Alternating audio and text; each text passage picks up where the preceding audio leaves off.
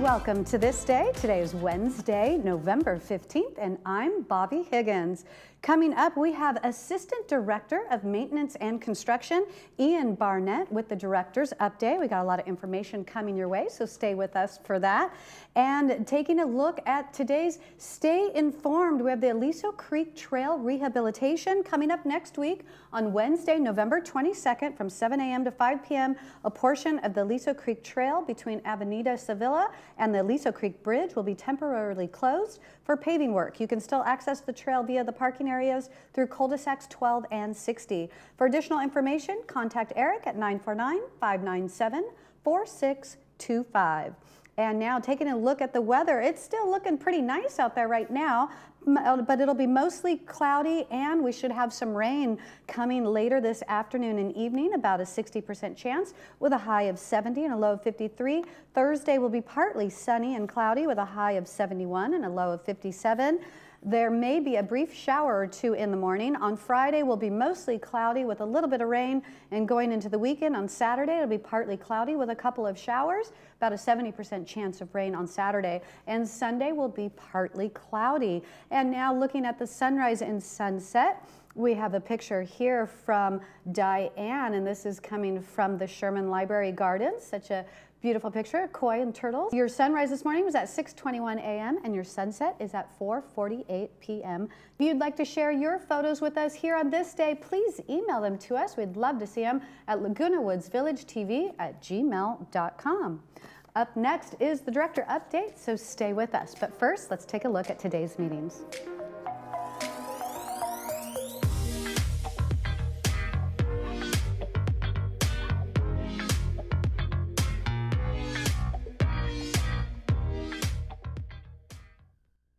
Hi there, I'm Bob Eubanks. Remember me? I'm the king of whoopee. And you're watching Village Television. But everybody does.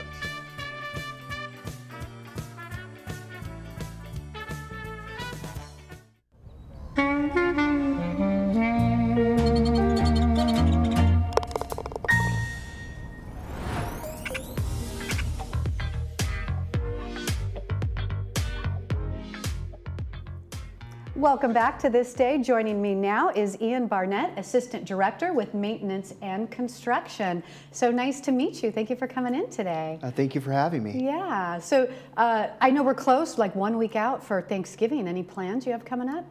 Well, I'm going to be traveling out to Arizona to spend some time with my aunts and uncles and my grandparents. Oh, how nice. That's awesome. Now, do you guys have any family traditions? You cook a big meal or go take a hike or anything? It'll be good weather in Arizona, right?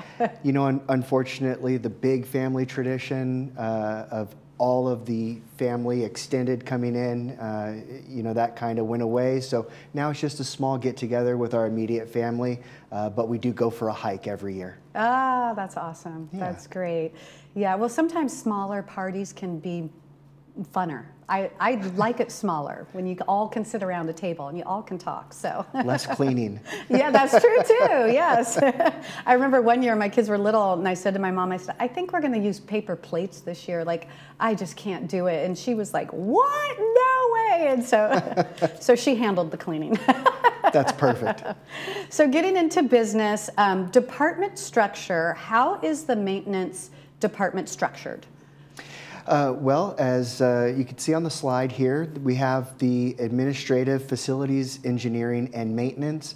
And underneath those are our 5 main divisions that house all of the work that goes on.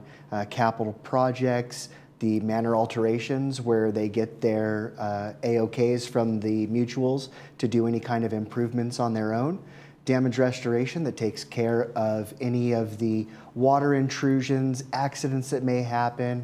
Maintenance operations, who takes care of all of the programs like the dry rot prior to paint, carpentry and paint stuff.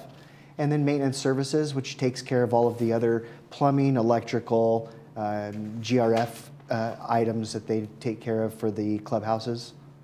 Awesome. And then going into our next slide, I don't know if I'm out of order here. Is it the capital projects? It is, yes. Okay, yes. So capital projects, what's included for these projects? So capital projects is housed under GRF, And this takes care of a lot of the grounds, the clubhouses. And as you can see here, we have about $1.7 million for paving and concrete repairs throughout the community.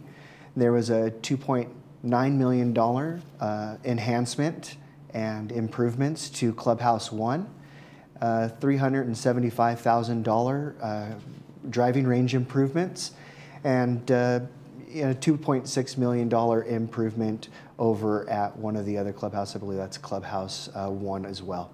So is this like a yearly budget? Is this the kind of budgets for each year?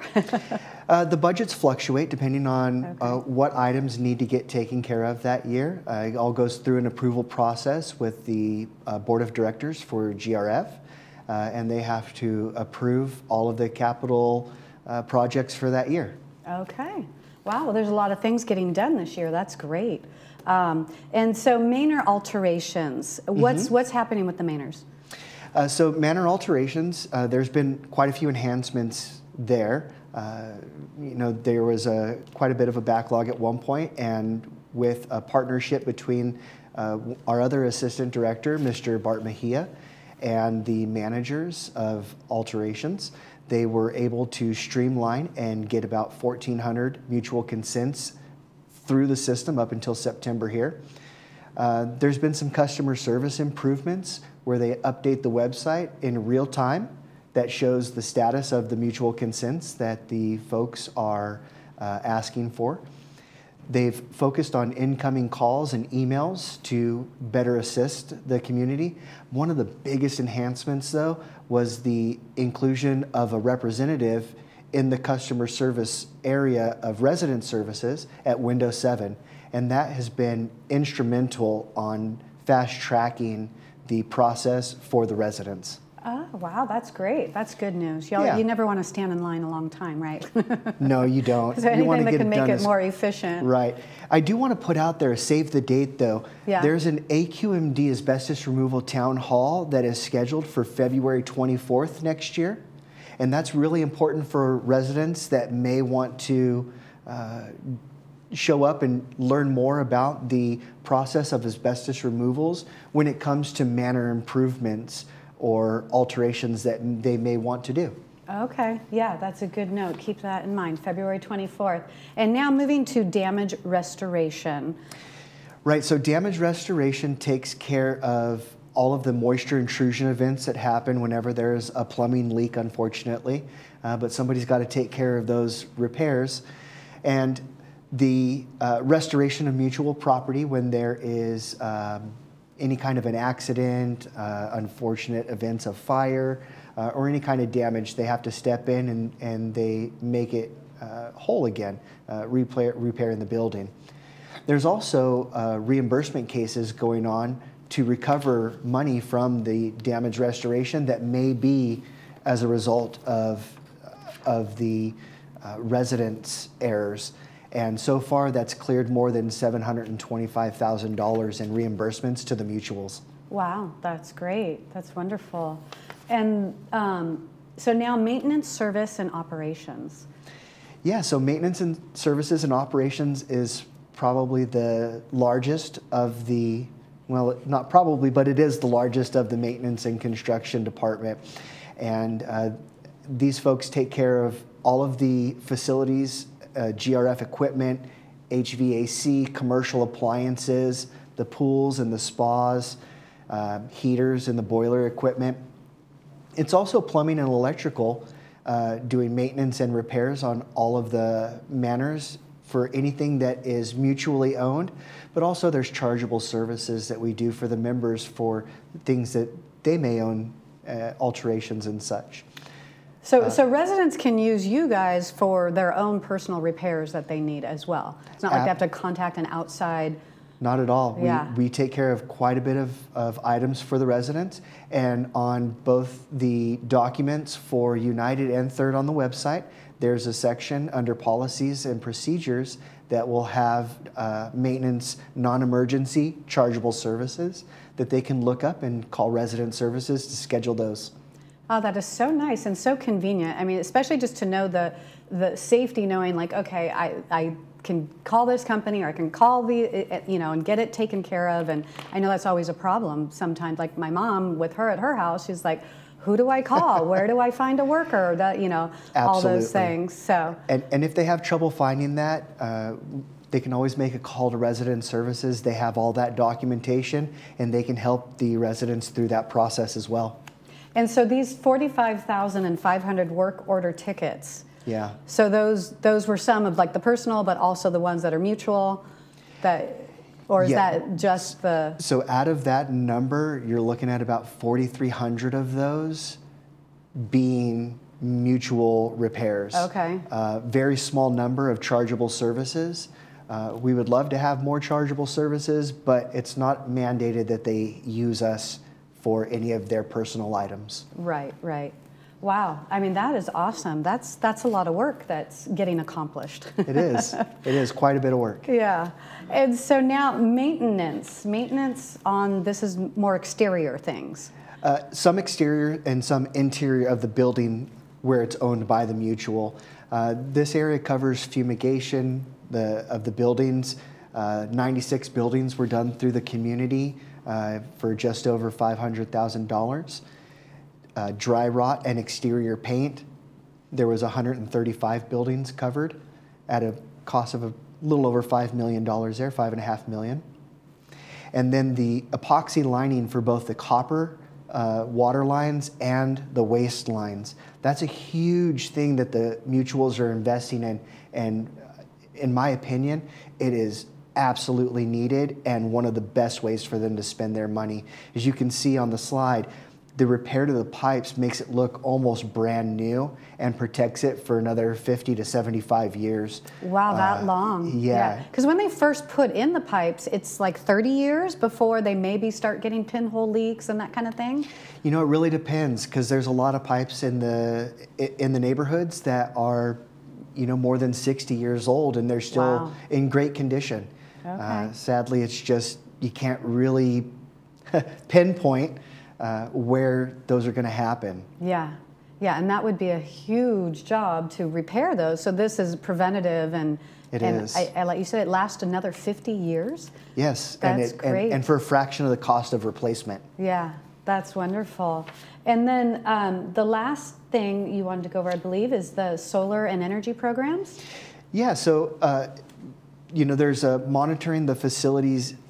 Energy consumption is a big one. We like to keep track of all of the GRF facilities and see how much energy they're consuming and where we can reduce that consumption and streamline any other efficiencies. There's recommended changes that we make to the board of directors to see if they want to improve things that we may find along the way, which most of the time they do. They really want to enhance things for the residents and reduce costs, so that's great.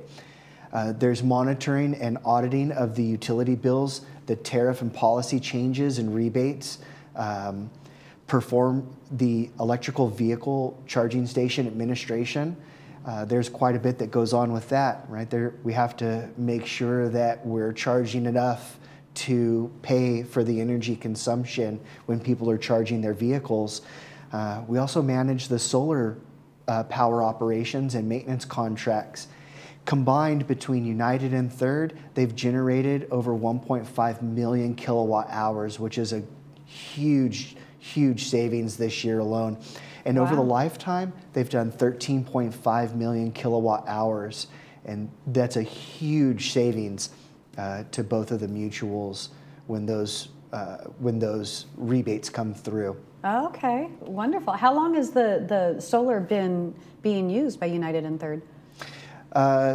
Well, in United, it was installed in 2017, and in Third, it was installed in 2018. Okay, so this is relatively recent. It is recent, and yes. That's saved a lot. That's wonderful. And so I know where I got confused at the beginning. I think there was something that you mentioned about how many full-time staff positions are available, and currently how many people are, how many of those positions are filled. Yeah, so back on, I believe it was slide number 2, it showed that there's 179 full-time positions that are budgeted. However, as it is right now, there's only 163 of those positions that are filled. We're recruiting. Those recruitments are underway, trying to fill those positions. And we've got candidates coming through, and we're doing our best to get those positions filled. Where can someone go if they're interested in looking to see what positions are available? How do they find out about it? At the bottom of the web page, if they scroll all the way down to the bottom, they'll see a little hyperlink that says careers, and that'll take them right into resident and non-resident. So there's quite a few resident jobs that are listed. One of the big ones that we're recruiting for right now is for one of the items that the third board voted for was to install pressure regulating valves on all of their buildings to lower the water pressure and in turn hopefully reduce any water intrusions that are caused by copper pipes. And we're looking for somebody that can take a company car, drive around the neighborhood, walk the neighborhood, and take pressure readings so we know which buildings need to be focused on to install those, because not all the buildings need it, but we've identified roughly 650 buildings that are good candidates for it. Okay. And we need to get the pressure readings on that. Right. So we're looking for a part-time temporary position that'll last anywhere between 3 and 4 months. Okay. Oh, good to know. And so are you advertising these positions in other places as well? Yeah, there's job boards that positions are posted on. We have a full-time recruiter in the Human Resources Department that she spends a lot of time looking for and promoting the positions to get the best candidates in to fill these positions. That's awesome. And does any big business ever have every position filled? Oh, no. Yeah. Most companies run anywhere between a 6 and 10% deficit on their full-time staff. Okay, good to know. And so tell me, for you, Ian, what do you love about working here in the village, working in this position? What does it mean to you? Well, I absolutely love working with the people, and that includes everybody in the company, but also all of the residents. Some of our residents have so much knowledge in all of the different areas of what we do that they bring a lot of great ideas to the table for us, give a lot of great information, but just enjoying their company when we're talking about all of these things. They have so many stories to tell, and it's a great time. And one of the things that I love most is interacting with the residents. Oh, that's great. Love that. Well, thank you for being here today and updating us and giving us all the info. Of course, thank you for having me. Yeah, absolutely. Stay with us because we have announcements and movie previews coming up right after this.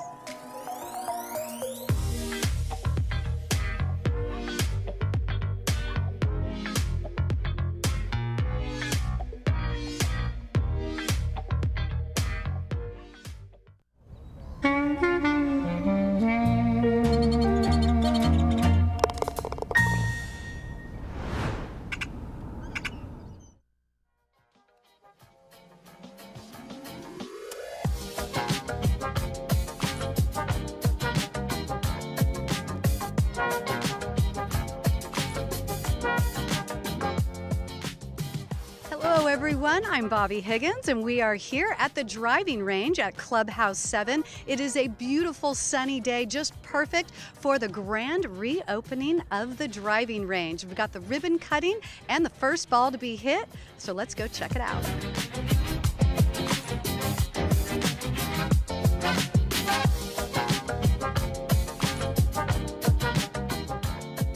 With me now is Tom McCrae, Golf Operations Manager. Tom, this day you've been waiting for a long time. A long time, but the results are great. We really couldn't be any happier with how it came out. It took a little longer than we had hoped it would, but at the end we got them to do what we wanted them to do, and we are going to be good for a long time now. Now, you said before the driving range here, it needed some work. It was not really safe conditions. So tell me, how do you feel about the outcome? The outcome is exactly what we needed it to be. When I first got here in 2017, what it was there was a decision to turn the water off. a long time, just in an effort to save money, thinking, well, the driving range doesn't need to be watered, and watered is very expensive. So they turned the water off, and it basically turned this into a muddy hillside. And in the summertime, it just dried up, all the grass died. And then when we'd have big rains, it would actually erode all of the land. So it became, if you looked at it on Google Maps, it would look like a lava flow. Everything was flowing down to the bottom of the driving range, and it was a mess, and it would create ravines, erosion ravines and canyons all throughout. So it was a hazard to my staff. It was a hazard to the equipment. Not to mention, it looked really, really bad. And it's the first thing I noticed when I got here is everything in the village was so wonderful, and I came to the driving range and I went, well, what happened here? And so I've been working with the board ever since then to get this project done, and we finally got it done. Finally got it done. It looks amazing, and you just said moments ago, what's the #1 question you have been asked since about June? When is the range going to open? And luckily we had Yvonne Horton from the CAC board that was able to cut that ribbon and get us open. So we are now open, and the guy behind us is the first guy to hit that ball. You might hear it. Up there it goes. There's the first ball hit. Wasn't that good, but hopefully he'll get better. That's why it's here, right? To practice and get better. That's why it's here. Exactly. Well, thank you for joining us. Appreciate it. Anytime. Let me know when you're ready for a golf lesson. Okay, absolutely. All right. I'm in.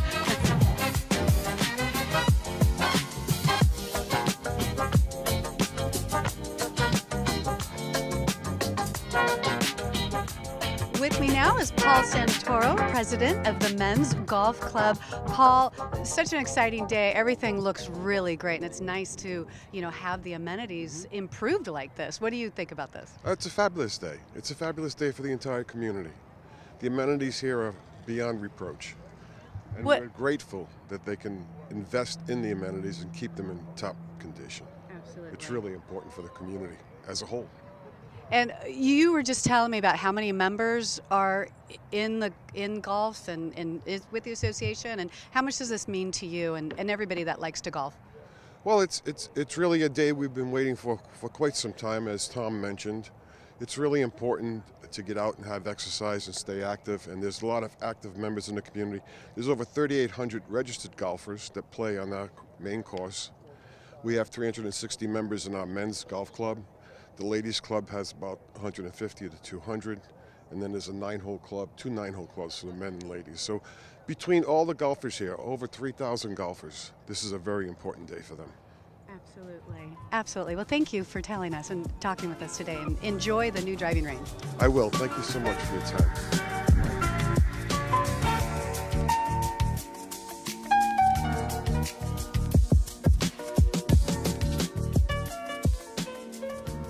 With me now is Bunny Carpenter, president with the Golden Rain Foundation. Bunny, you must feel so proud and to have this accomplishment and finally to have this all come together.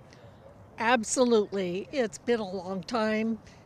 We had a lot of safety issues, and the grass wasn't growing. It looked horrible. And now with this rejuvenation of this driving range, it's beautiful. As you can see out there, you can see the mountains, the grass is green, and are just ready to have people to enjoy the driving range again.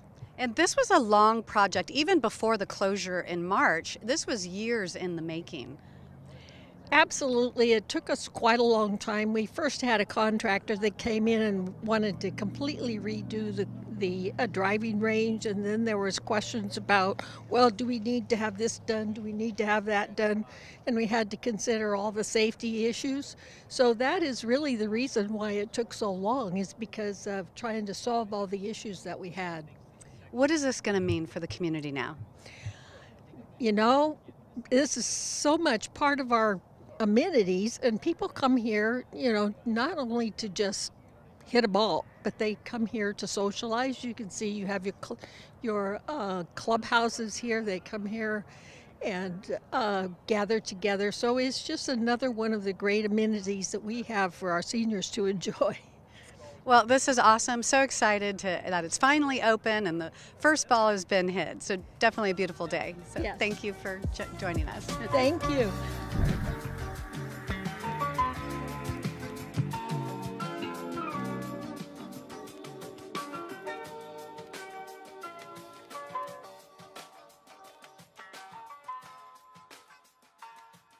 Joining me now is Yvonne Horton with the CAC, the Community Activities Committee. Yvonne, you got the pleasure of being able to not only cut the ribbon, but also hit the very first ball today. Tell me about that. How did that feel?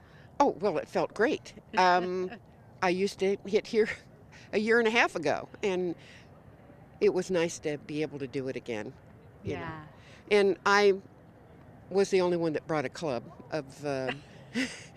so I got chosen to hit the first ball. That's wonderful. What does this mean for you and for the community to have this now open and have such a great amenity here? Oh, well, it's everything to the golfers because this is where they do their warm-up before they go play. And I'm an ex-golfer, so I realize the importance of having, for everybody, to have this driving range here. And we're so happy to have it open now. Wonderful. And now, what was your background in helping all this come together? Well, the maintenance committee is the one that really chaired this to get it done. And of course, Tom McCrae was the backbone of getting it done. And so, you know, all I did was cheer him on, so to speak. Well, wonderful. Thank you for joining us.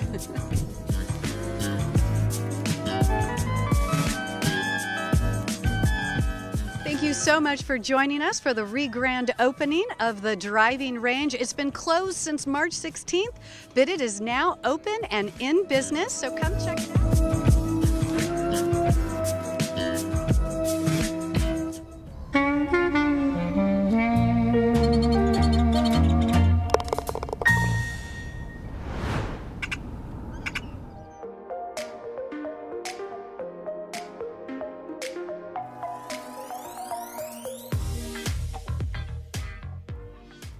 Welcome back to This Day. Let's take a look at the weekend's movies. Coming up on Friday, we have Tender Mercies, and this is being brought to you by Pacific Financial Planners. This movie is Max Sledge is a former country music star whose career and relationship with his ex-wife and daughter were wrecked by his alcoholism. Recovering from his affliction, Sledge seeks to turn his life around through his relationship with a young widow and her son in rural Texas.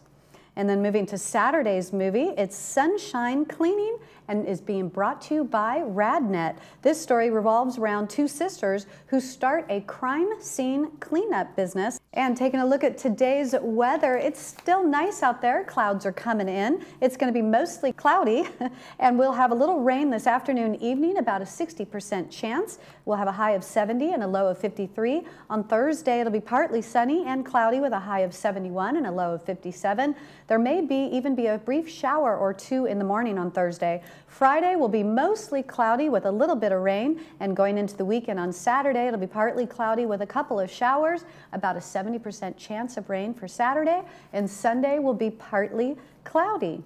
Taking a look ahead, tomorrow on This Day, we will have the Golden Rain Foundation update with Elsie Addington.